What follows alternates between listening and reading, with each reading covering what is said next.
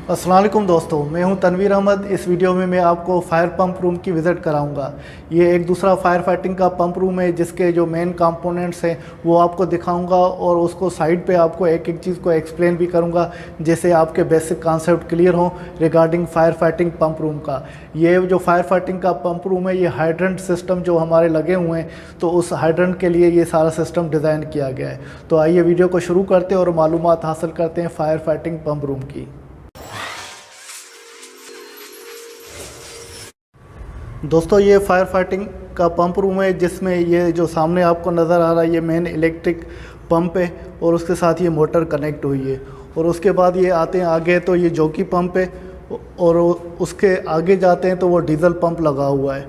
तो ये जो पंप है उनकी सक्शन आप देखेंगे, जो ये सामने आपको वाइट कलर की वॉल नज़र आ रही है, बेसिकली ये जो है ये फायर पंप की टैंक है, रिजर्वायर टैंक है, उसमें से ये पानी सक्शन हो रहा है। तो ये सामने जो है एक ये सक्शन दिया गया है और दूसरी साइड में जा रहे हैं तो दूसरा भी सक्शन दिया गया है। तो ये सक्शन का हेडर है, बेसिकली उस हेडर से सक्शन लेगा और पंप के सक्शन में आएगा।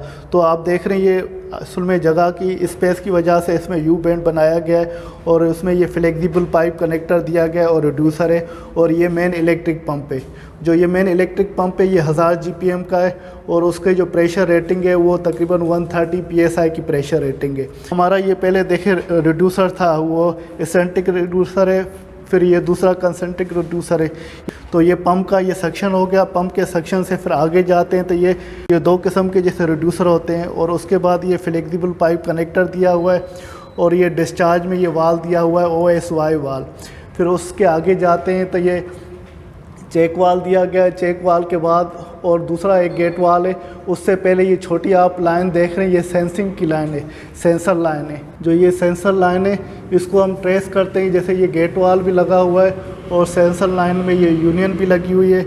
और यूनियन के बाद ये देखें ये स्टैंडर भी दिया गया। अगर लाइनों में कोई कचरा आ जाता है इसको आप साफ़ भी कर सकते हैं, जैसे यहाँ से इसको खोलकर जो इसके अंदर स्टैंडर होती है उसको मेश को साफ़ किया जाता है, जैसे कचरा साफ़ हो जाए और जो पैनल में रीडिंग्स आएंगी, पैरामीटर्स जो आप चेक करेंगे तो वो प्रॉपर आए, क्योंकि यही सेंसिंग लाइन जो है पंप सेंस करते हैं। जो ये हमारा मेन इलेक्ट्रिक पंप है या जॉकी पंप है और डीजल पंप है, इनके जो डिस्चार्ज में ये लगे होते हैं ये पैनल सेंस करते हैं, उस प्रेशर के हिसाब से ये एक्टिवेट होते हैं और चलते रहते हैं।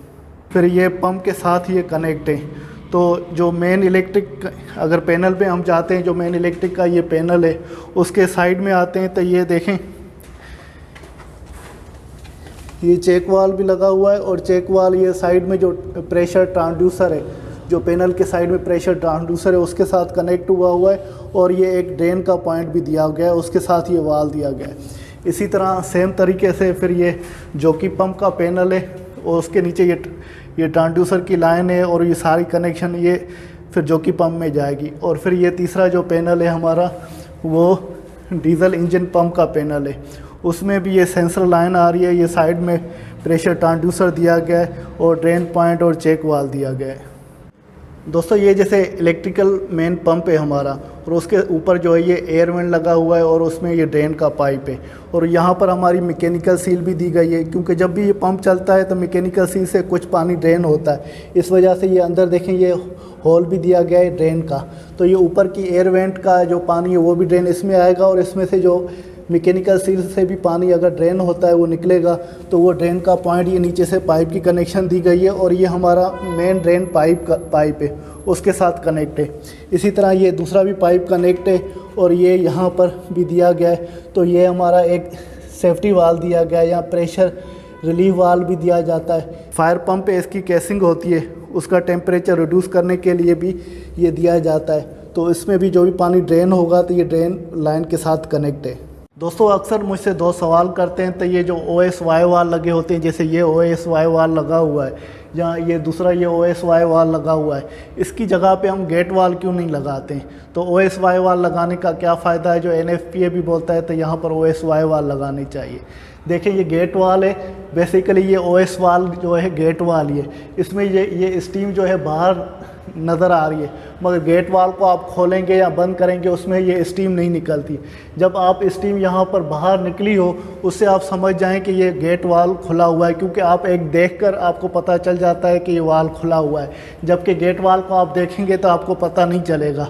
इसमें OSY वाल को आप देखेंगे स्टीम बाहर है तो इसका मतलब है वाल खुला हुआ है, अगर स्टीम इसकी नीचे है तो इसका मतलब है ये वाल बंद है। और दूसरी बात ये है तो इसमें जो साइड में यहाँ पर हम टेम्परिंग स्विच भी कनेक्ट कर सकते हैं। टेम्परिंग स्विच ये फायर अलार्म पैनल के साथ कनेक्ट होते हैं, वहाँ भी हमें स्टेटस इस वाल का मिल जाता है कि ये वाल बंद है या खुला हुआ है। इस वजह से फायर फाइटिंग जो सिस्टम है उसमें NFPA रिकमेंड करता है कि हमें हर चीज़ को ख्याल से देखना है, कभी भी इमरजेंसी हो सकती है तो जो चीज़ें खुली होनी चाहिए तो वो हमें पता होना ही चाहिए, कोई बंद है तो वो भी हमें पता होना चाहिए।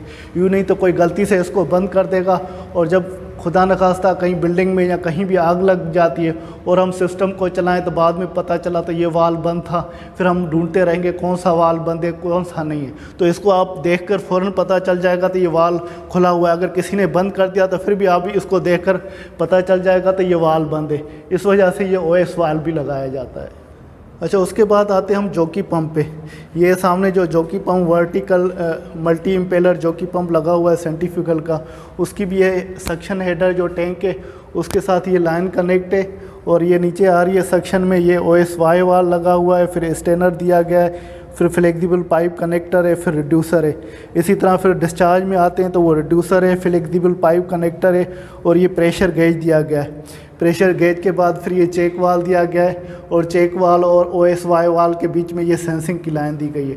वैसे NFPA स्टैंडर्ड रिकमेंड करता है कि जो ये सेंसिंग लाइन होनी चाहिए वो कॉपर की होनी चाहिए, SS की होनी चाहिए, मगर यहाँ पर ये MS की इंस्टॉल हुई हुई है। बहरहाल ये चीज़ें हमें नोट करनी चाहिए। और उसके बाद आते हैं ये डीजल इंजन पंप है। डीजल इंजन पंप का भी ये सेम ही हेडर से ये कनेक्शन है, फिर OSY वाल दिया हुआ है, ये फ्लेक्सिबल पाइप कनेक्टर है और ये पंप के साथ ये कनेक्ट होता है। और इसके ऊपर एयर वेंट दिया गया है, जैसे पानी में एयर वेंट आ जाती है तो उसको हमें डिस्चार्ज करना होता है। और ये सक्शन साइड का इसका प्रेशर गेज है। ये डीजल इंजन की दूसरी साइड है, यहाँ पर भी ये डिस्चार्ज का प्रेशर आपको नज़र आ रहा है और फिर इसमें भी रिड्यूसर और ये सारी कनेक्शन दी गई है और OS वाल है। और उसके बाद ये जो डीजल इंजन है इसके डिस्चार्ज में ये प्रेशर रिलीफ वाल दिया गया है। प्रेशर रिलीफ वाल इस वजह से दिया गया है अगर प्रेशर लाइनों में ज़्यादा हो जाता है, क्योंकि डीजल इंजन हमारी चलती है तो उसमें कुछ जरक आ जाते हैं, प्रेशर फ्लक्चुएट होता है। उस वजह से अगर प्रेशर जो सेटिंग से ज़्यादा हो जाएगा ये प्रेशर रिलीफ वाल एक्टिवेट हो जाता है और एक्सेसिव प्रेशर जो पानी है टैंक में वो वापस जाता है। उसके अलावा ये आप डीजल इंजन के बाद ये जो डिस्चार्ज का हेडर है उसमें डिस्चार्ज के हेडर में देखेंगे ये फ़्लो स्विच भी लगा हुआ है। अगर पाइप को जो फ़्लो को आप टेस्ट करना है तो इस फ़्लो मीटर की मदद से पानी को चेक कर सकते हैं, पानी जो फायर फाइटिंग के पंप पे वो कितना डिस्चार्ज कर रहे हैं, डिज़ाइन के हिसाब से डिस्चार्ज कर रहे हैं या नहीं कर रहे हैं, इसको आप वेरीफाई कर सकते हैं।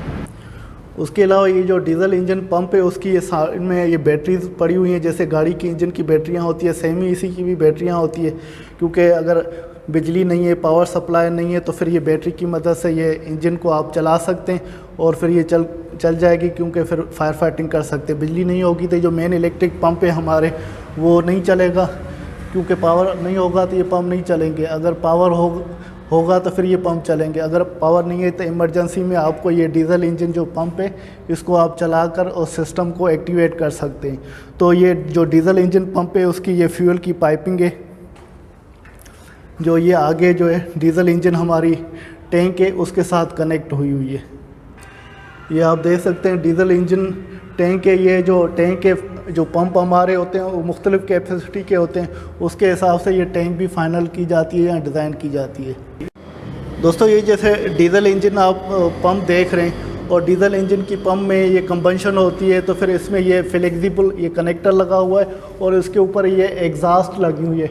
एग्जॉस्ट का ये साइलेंस है और ये बाहर जो है जब भी ये इंजन चलेगी दायरे इसमें से कंबंशन होगी तो धुआं निकलेगा। जैसे गाड़ियाँ चलती है तो उसमें साइलेंसर लगा होता है, इसी तरह इसमें भी ये साइलेंसर लगा होता है।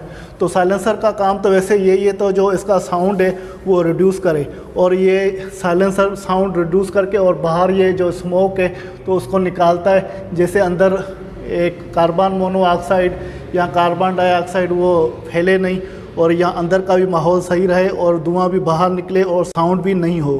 तो उसके बाद ये हमारा जो हेडर है डिस्चार्ज का, उसके साथ ये मेन इलेक्ट्रिक पंप भी लगा हुआ है और जो कि पंप भी ये कनेक्ट है और ये डीजल पंप भी कनेक्ट है।